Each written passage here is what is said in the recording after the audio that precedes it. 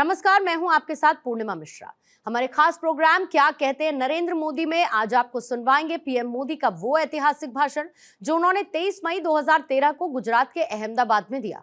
मोदी जी ने अपने भाषण में कहा कि हम आज भले ही मानव के रूप में क्यों ना हों, लेकिन अगर हमारे भीतर योग हो और हम योग को समर्पित हों, तब हम महामानव बनने की उस क्षमता को प्राप्त कर सकते हैं जिन विराट रूपों की हम चर्चा करते हैं।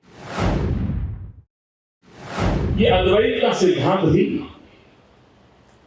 एक प्रकार से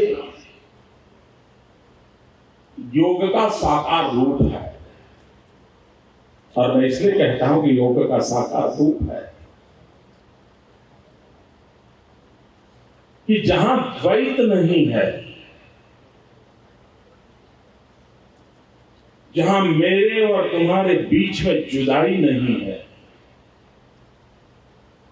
जहां कर्म कर्ता और कर्म अलग नहीं है, जहां जन और जग विभक्त नहीं है,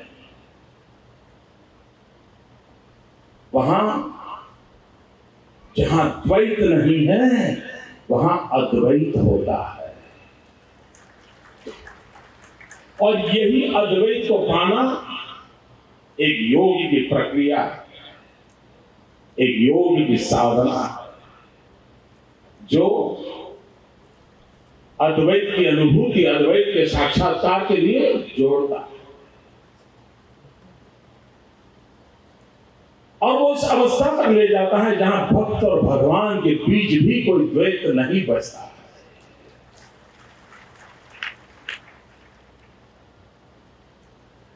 योग भिन्न भिन्न रूपों में प्रकट अप्रकट अवस्था में हम अनुभव कर रहे हैं। कुछ लोगों को लगता है योग यह रोग मुक्ति का मार्ग है। मैं कहता हूं योग सिर्फ रोग मुक्ति का ही मार्ग है, ऐसा नहीं है। योग भोग मुक्ति का भी मार्ग है, और रोग और भोग दोनों से मुक्त कराने का एक विज्ञान, यह योग है। हम जिस युग में जी रहे हैं, जिस कालखंड में जिस रहे हैं, हमारे जीवन में भी योग प्रतिपल अस्तित्व रखता है और अपना रूप रंग भी दिखाता है।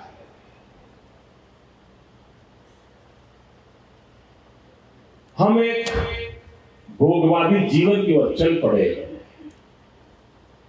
हम स्व सुख को श्रेष्ठ मानने लगे, तो हमारा योग नया रूप धारण कर लिया है। तो हमारा योग क्या है? प्रयोग, उपयोग, किसी का भी उपयोग कर लो। तो हमने व्यक्तिगत आशा आकांक्षाओं की पूर्ति के लिए उपयोग को प्राथमिकता दी है, योग से हम विमुख हो गए। मतलब कुछ लोगों को लगता है, क्योंकि इसके अलग अलग रूप है, जैसे मोदी बता रहे थे, विदेश का व्यक्ति अगर पद्मासन कर ले तो उसको लगता है कि मैंने तो मोक्ष का रास्ता मिल गया। और इसलिए कुछ लोग आसन को ही योग मान लेते, और कभी कभी कहते हैं मैं योग नहीं कर सकता, क्योंकि मेरा शरीर झुकता नहीं है, बैंड नहीं होता है, ये नहीं करता। और तभी से उसको योग कठिन लगने लग जाता है। कभी कभी अपने मन को पूछिए कि जो लोग सर्कस में काम करते हैं उनका शरीर तो कितना लचीला होता है, हर दिशा में मुड़ता है, रबर की तरह मुड़ता है।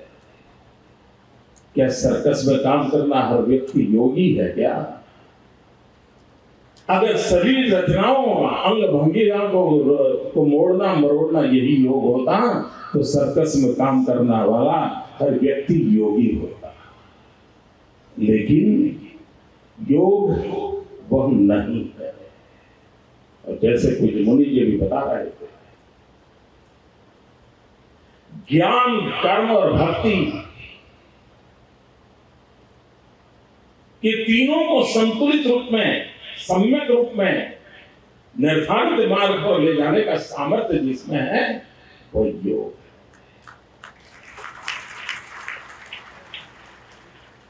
और वरना कभी कभी ज्ञान एक दिशा में ले जाता है, भक्ति की प्रायोरिटी अलग है, और कर्म का खुलासा खोज ही नहीं पा रहा इंसान, और तब वो जीवन से एक प्रकार से उखड़ जाता है, शरीर बच जाता है, जीवन नहीं बचता है। और उस अर्थ में मैं कहता हूं,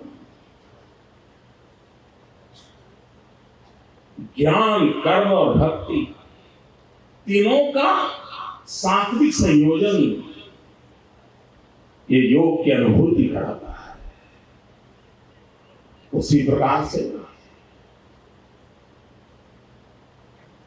व्यष्टि, समष्टि और परमेष्टि,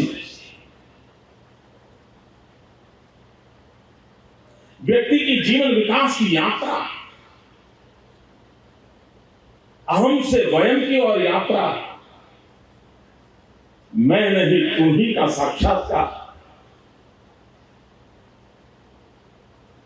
योग के बिना व्यष्टि, समष्टि और परमेष्टि तक की यात्रा असंभव होती है, और तीनों को जो जोड़ता है वह योग है।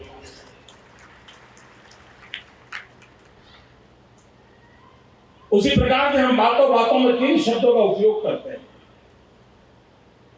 मन, वचन और बुद्धि।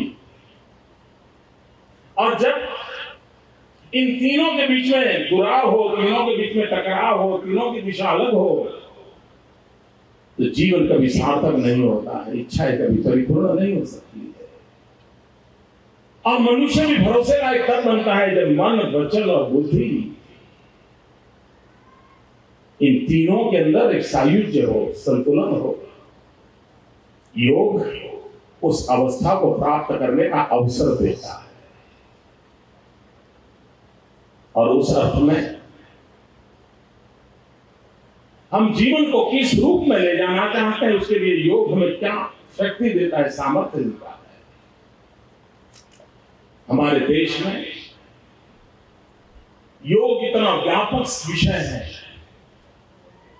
बहुविध आयामों भरा विषय है कि हर कोई उसकी व्याख्या कर सकता है, हर उसकी व्याख्या को सही बता सकता है और सही लगता भी।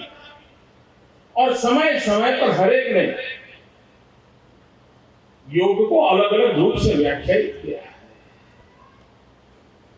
कभी रामकृष्ण परमदेव स्वामी विवेकानंद जी के गुरुदेव, वे कभी कभी ध्यान और योग की बात करते थे तो बड़ी सरल कथा में कहते थे। वो कहा करते थे, अगर कोई महिला बहुत ही उत्तम प्रकार का खाना पकाती है, मतलब वो ध्यान है। और इसको समझाने के लिए वो कहते थे,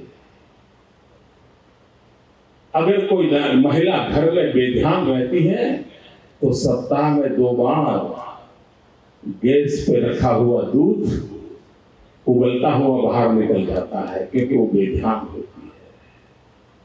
कभी नमक ज्यादा पड़ जाता है, कभी मिर्ची ज्यादा पड़ जाती है, क्योंकि वो बेध्यान होती है। और इसलिए उत्तम रसोई पकाने में भी महिला भी ध्यान करती है।